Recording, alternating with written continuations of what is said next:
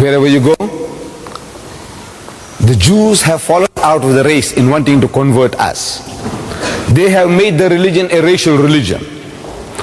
The only thing they want from us is to accept the rights to Palestine, that rob our brethren of the country of Palestine and give it to the Jews. They will be satisfied with us. They do not want to convert anybody into their faith. Their faith is now a racial religion. You have to be born a Jew to be a Jew. And in case you fall in love with a Jewish girl, and if she is particular, she wants you to be converted. So you'll have to go through all the processes, and eventually you are circumcised and converted.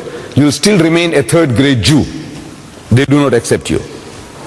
They want political recognition, that's all. But the Christian is foremost in wanting to change our people, to convert our people to his way of life. And in that there are more than 1,000 different churches and denominations. Each and every one is looking for converts. The majority of my brethren that I see before me here seem to hail from the Indo-Pakistan subcontinent, the undivided India. That's what I see. Now, the first experience we had of this challenge or this opposition was soon after the British conquest of India. When the British conquered India, they realized that at any time anybody will give them trouble, it will be the Muslims. Because power, rule, dominion was wrenched out of their hands, and they were a militant people. Sooner or later they will aspire to get power once more again. So if they can convert the Muslims, if they can change them to accept Christianity, teach them to turn the other cheek, as their Lord Jesus had told them, that if they strike you on the right cheek, give them the other. Teach the Indian people, the Indian Muslims, to turn the other cheek, then you can rule India for 1,000 years. From the Hindus of the time, they had no fear,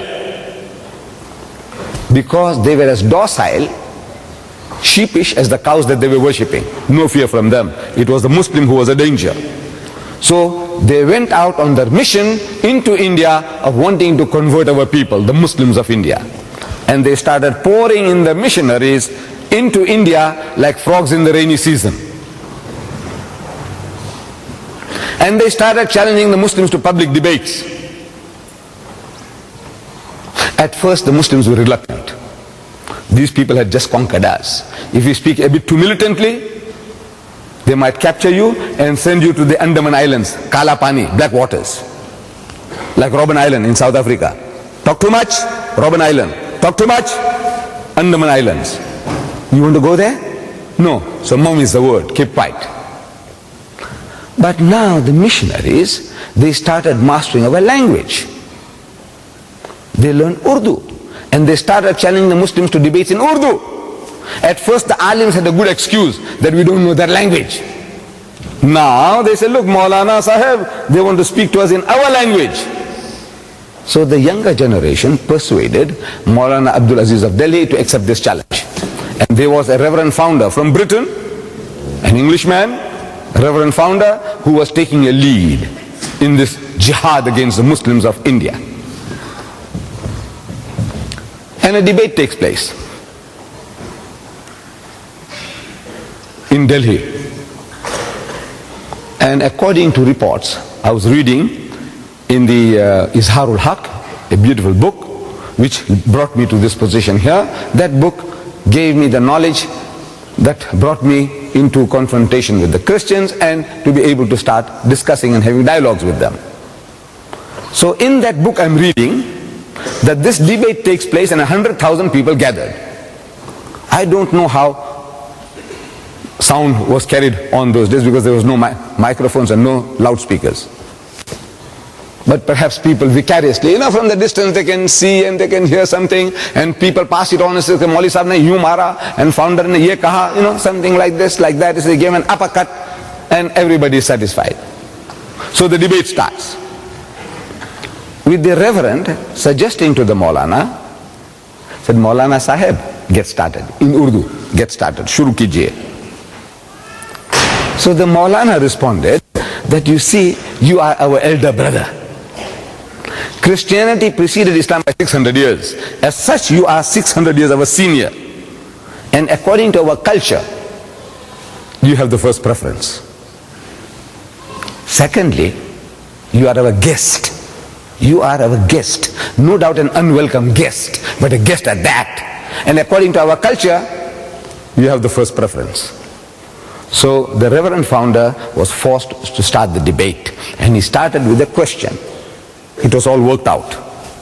In Urdu, said, Maulana Sahib, respected Maulana, where is your Prophet Muhammad now, this moment? Where is he? So the Maulana thought for a moment, and he said that he is in Jannatul Firdaus, heavenly bliss with Allah Bari Ta'ala.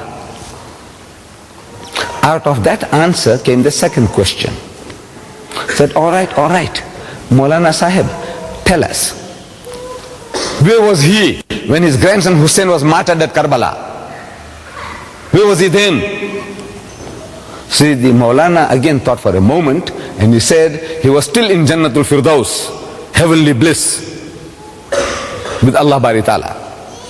Out of that answer came the third question. It was all worked out, prepared. Said, all right, tell us now, Maulana Sahib, that if your Prophet was with his Allah in heaven, when his grandson Hussein was being butchered, martyred at Karbala, didn't he ask his Allah for help? Ya Bari Ta'ala, look what they're doing to my grandchild, please help him out of his difficulty. Didn't he cry out for help to Allah? And there was a long pause. And the Reverend couldn't hold his peace. Says, come on, started banging his feet, come on. Didn't he ask his Allah for help? So the Maulana said, yes, he did. And so what did he say? What did Allah say? Because we know he wasn't help. What did he say? And there was an inordinate pause, an extra long pause. And again, the Reverend couldn't hold his peace, started stamping his feet, said, come on. He thought he had the kill. And the people also felt, that Maulana ne mara diya. Maulana got us chopped off. Khatam kara diya hame. Says, come on. So the Maulana says that Allah cried. Allah ne ro diya. So what? Allah cried? He says, yes, Allah cried. He said, I couldn't save my own son Jesus. How can I save your grandson?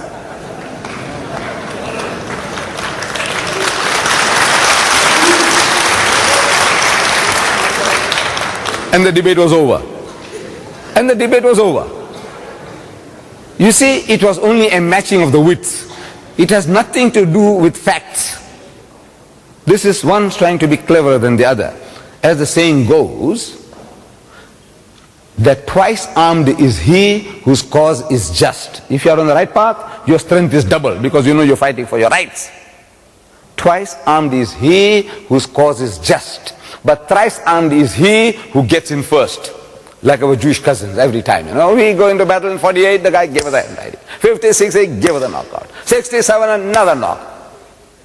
For the first time the Muslims took the initiative was in 1973. And again, with the help of America, the Jews were able to restrain us.